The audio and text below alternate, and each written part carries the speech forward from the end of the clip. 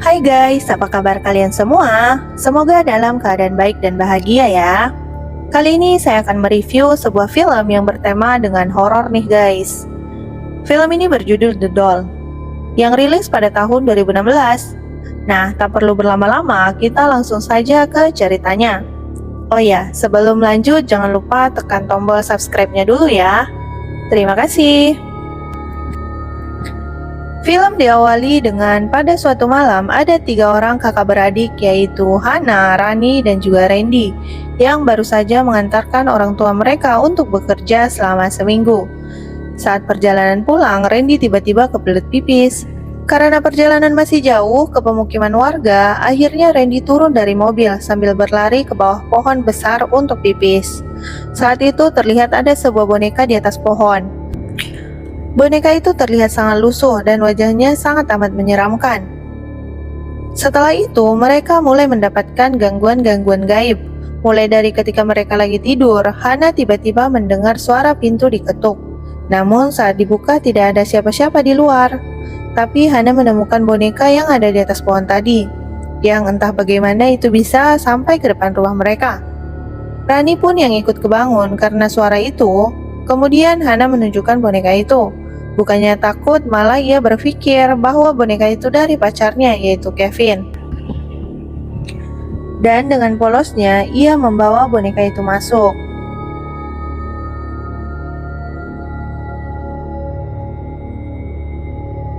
Keesokan paginya, Rani menelpon Kevin. Dia bilang makasih atas bonekanya.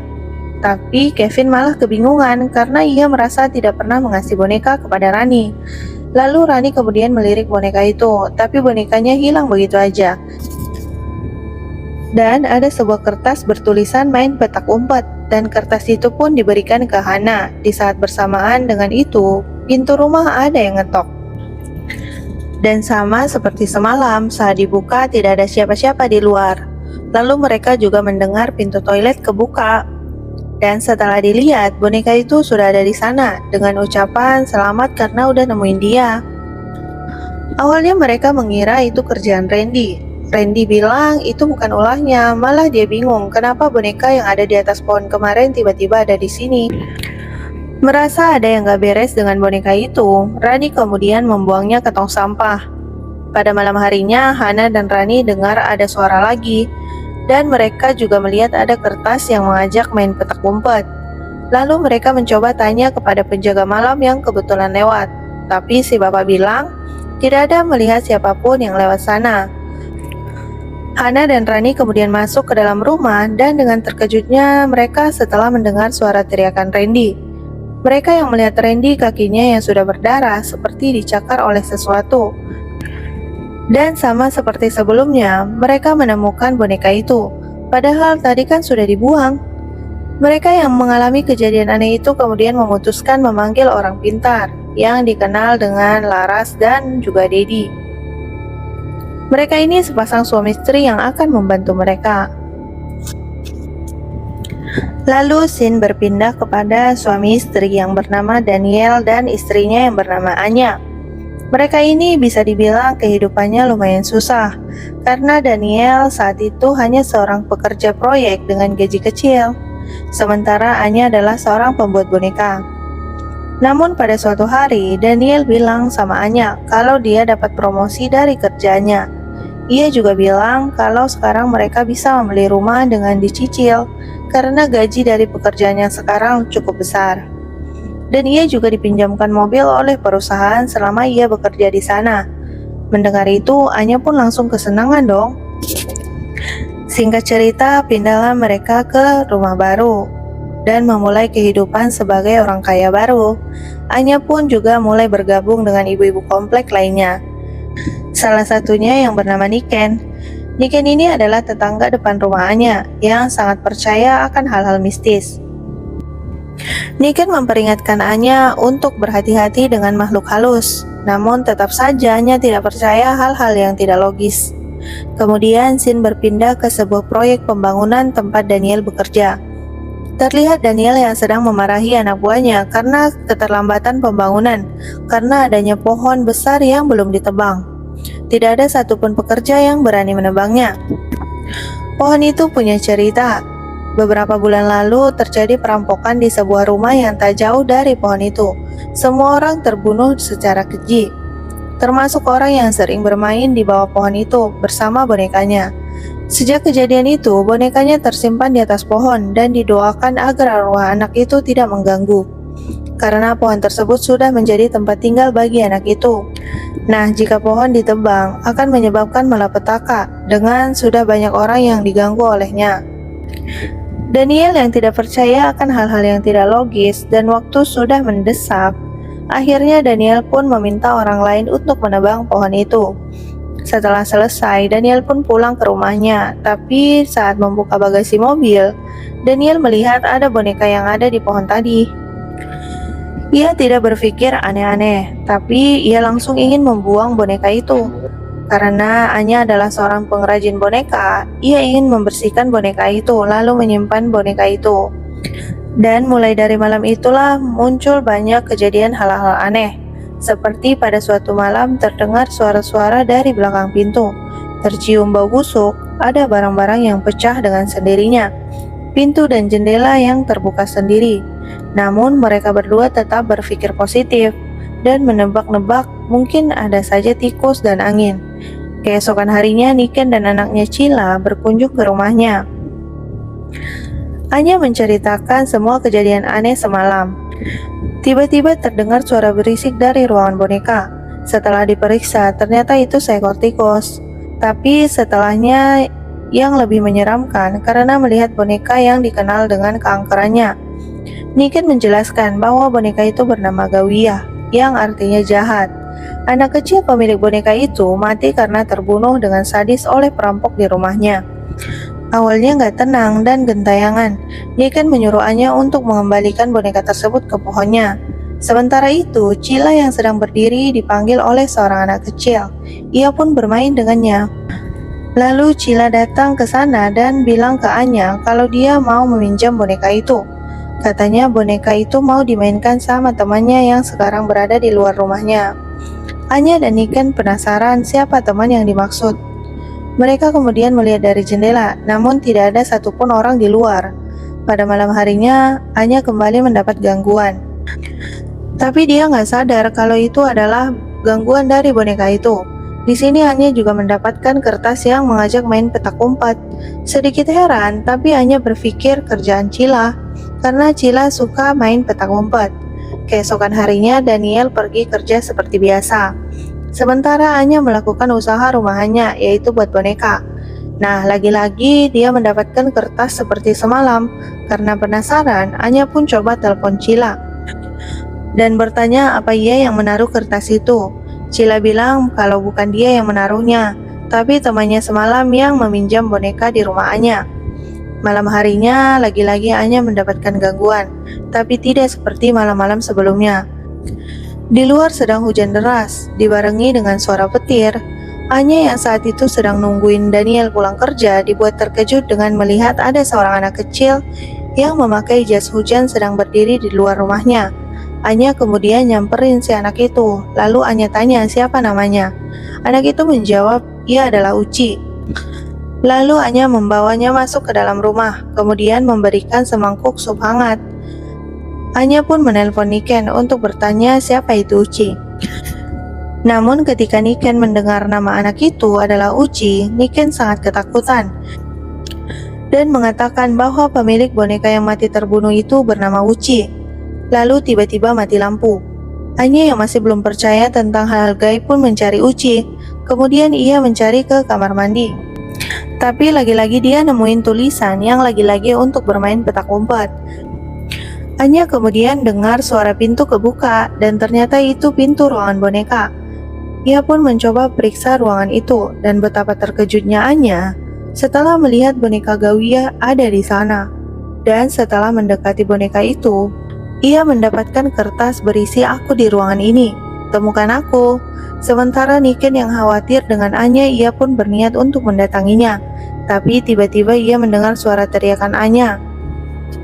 Niken lalu cepat-cepat berlari ke arah suaranya. Di sana Anya terlihat seperti orang yang lagi diserang. Lalu Niken pun mencoba menenangkan Anya.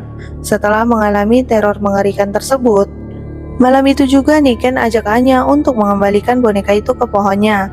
Sesampainya mereka di sana, ternyata pohon itu sudah nggak ada. Lalu Niken kemudian memanggil seorang ustadz yang bernama Wahid. Kemudian mereka mengubur boneka itu sambil didoain, berharap arwah anak itu tidak lagi mengganggu Anya. Ketika sudah sampai di rumah, Anya yang sedang berendam di dalam bathtub tiba-tiba mendengar suara lonceng dari pintu. Dia mengira itu adalah Cila, karena Cila suka main petak umpet memakai lonceng. Dan kebetulan Niken baru saja menelpon kalau Cila dari tadi pergi entah kemana. Anya kemudian mencari sampai ke gudang rumahnya. Sebelum masuk, dia ditelepon lagi sama Niken yang bilang kalau Cila sudah ketemu. Mendengar itu, Anya pun langsung ketakutan dan bertanya-tanya siapa yang ada di dalam lemari kayu itu. Dan ia pun dikagetkan dengan melihat boneka Gauya itu ada di sana. Lagi-lagi ia mengalami kejadian mengerikan. Untungnya ia diselamatkan oleh Daniel yang baru saja pulang kerja. Daniel menenangkan Anya sambil mikir apa yang sebenarnya terjadi sama istrinya. Keesokan paginya, Anya dan Niken menceritakan kejadian horor yang mereka alami. Niken bilang kalau mereka dalam bahaya karena Daniela yang telah menebang pohon tempat tinggalnya, sehingga ia merasa terganggu dan marah. Di tengah percakapan itu, Daniel mendapatkan telepon yang mengharuskan ia harus pergi ke tempat kerja karena ada masalah di proyek. Sampai di proyek, ia melihat bahwa warga yang lagi demo karena mereka telah menebang pohon itu. Sampai ada yang meninggal, itulah yang membuat para warga marah dan ketakutan. Mereka mau dijamin keselamatannya, kalau enggak mereka nggak akan pergi dari proyek itu. Mereka berniat memanggil orang pintar atau dukun yang benar-benar sakti, karena boneka Uci ini yang sudah benar-benar marah karena rumahnya telah ditebang. Scene berpindah ke rumah Anya, di mana Anya lagi enak-enaknya tidur, tiba-tiba kebangun karena ada suara di bawah kasurnya. Saat dilihat tidak ada apapun di sana. Tapi saat kembali melihat ke tempat tidur, tiba-tiba muncul. Kaget langsung teriak sampai-sampai ia teriak dan membuat Daniel bangun. Lalu Daniel menenangkan Anya. Saat Daniel melihat luka di pahanya, saat itu juga ia tiba-tiba melihat pintu kamar mandi seperti ada yang dorong. Anya pun melarang Daniel untuk melihatnya, namun Daniel tetap pergi. Dan ia melihat boneka Gauya bersama dengan tulisannya. Sementara itu di tempat lain, Wahid yang tak mampu lagi menghadapi boneka itu berbicara dengan Laras di rumahnya. Ia meminta tolong agar Laras mau membantu masalah ini. Karena sebelumnya dia pernah menghadapi masalah ini bersama suaminya. Laras merasa berat untuk berurusan lagi dengan arwah Uci ini. Karena pada saat dulu melakukan pembersihan terhadap boneka itu, ia harus kehilangan suaminya karena mereka yang kurang hati-hati. Jadi sebelum ia melakukan ini, dia bilang sama pembantunya, apapun yang terjadi kepadanya, agar ia selalu mau menjaga anaknya yaitu Sheira. Singkat cerita, Laras pun sampai di tempat Daniel. Dan ia langsung meminta agar ditunjukkan di mana boneka itu. Setelah melihat boneka Gauya, Laras kemudian menjelaskan apa rencananya. Jadi sebelum dilakukan pembersihan, didoakan dan kemudian dicarikan tempat baru. Ia harus berkomunikasi dulu dengan arwah Uci.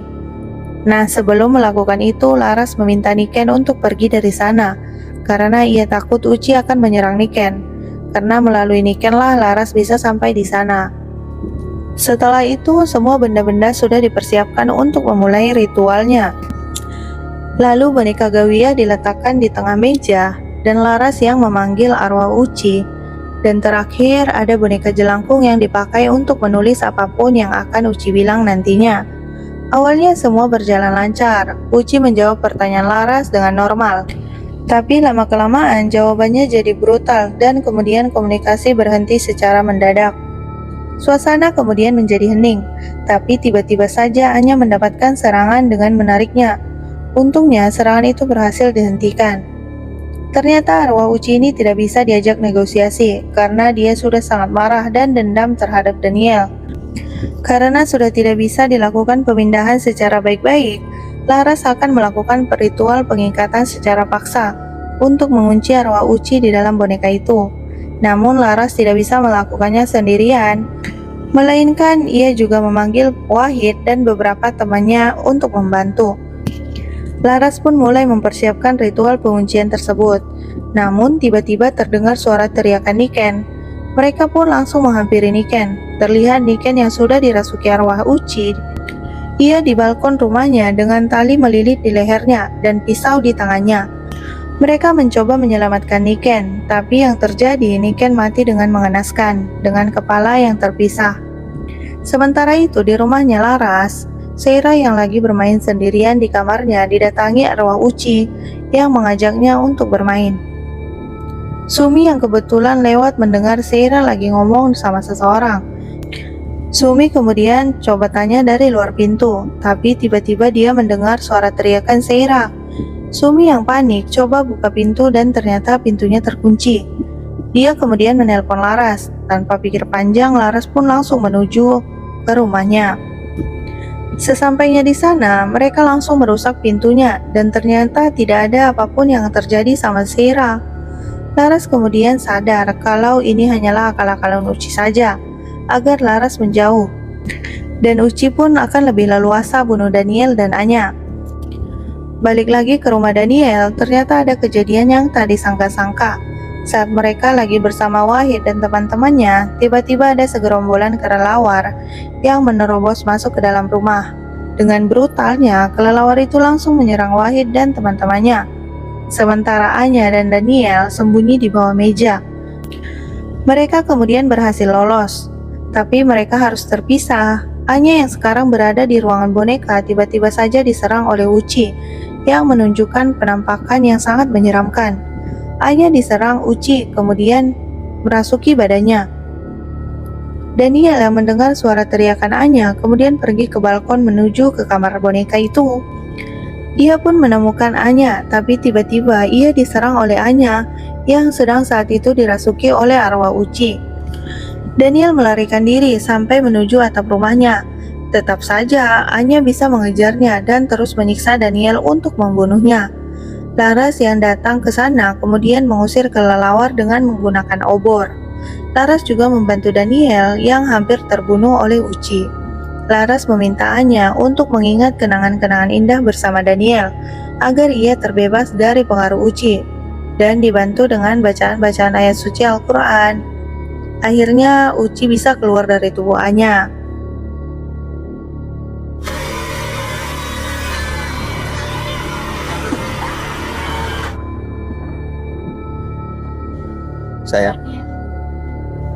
Setelah agak tenang, Laras yang tadi sempat menyentuh Daniel secara tidak sengaja mendapatkan penglihatan tentang masa lalu Daniel. Jadi ternyata semua ini terjadi bukan hanya karena masalah pohon yang ditebang, melainkan ada kaitannya dengan pembantaian keluarga Uchi. Ternyata yang melakukan perampokan itu adalah Daniel dan ada seorang temannya. Daniel gak mau bernasib sama seperti orang tuanya. Ibunya meninggalkan ayahnya karena masalah ekonomi, dan ayahnya kemudian bunuh diri di depan matanya. Itulah kenapa dia merampok keluarga Uchi. Sebenarnya, keluarga itu tidak akan terbunuh kalau ayah Uchi tidak melakukan perlawanan. Ia menusuk temannya Daniel menggunakan pisau, dan kemudian Daniel menembak ayahnya. Uchi dan ibunya pun juga ikut tertembak hingga tewas. Hanya Daniel yang selamat pada saat itu. Sementara temannya pun juga mati karena tusukan. Jadi rumah dan mobil yang mereka miliki sekarang bukanlah dari gaji naik jabatannya, melainkan hasil rampokan itu. Mendengar hal itu, Anya pun langsung kaget karena dia nggak nyangka kalau Daniel bisa melakukan hal seperti itu.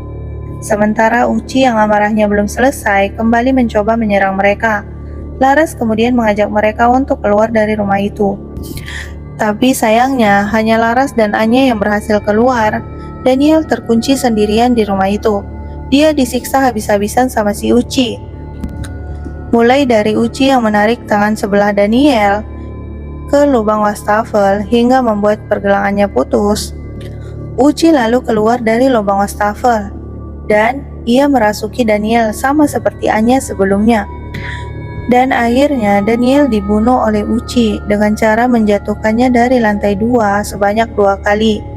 Yang melihat hal itu, Anya pun teriak histeris. Sementara Uchi malah senang karena dendam keluarganya akhirnya terbalaskan. Setelah itu, pintu pun terbuka kembali dan mereka menghampiri Daniel. Laras langsung lari ke ruangan boneka dan menemukan semua boneka telah terjatuh dari lemari, kecuali boneka Gawiyah. Dan Laras pun menyadari bahwa arwah Uchi sudah memilih tempat tinggal yang baru sebagai pengganti pohon yang dulu. Uchi memilih rumah itu sebagai tempat tinggalnya. Laras dan Anya pun harus pergi dari rumah itu, dan rumah itu pun menjadi rumah angker. Film pun selesai. Wah, gimana nih pendapat kalian soal filmnya? Seru nggak? Di video berikutnya masih bahas tentang boneka horor lagi ya. Linknya ada di deskripsi. Semoga kalian suka dan jangan lupa di subscribe. Terima kasih.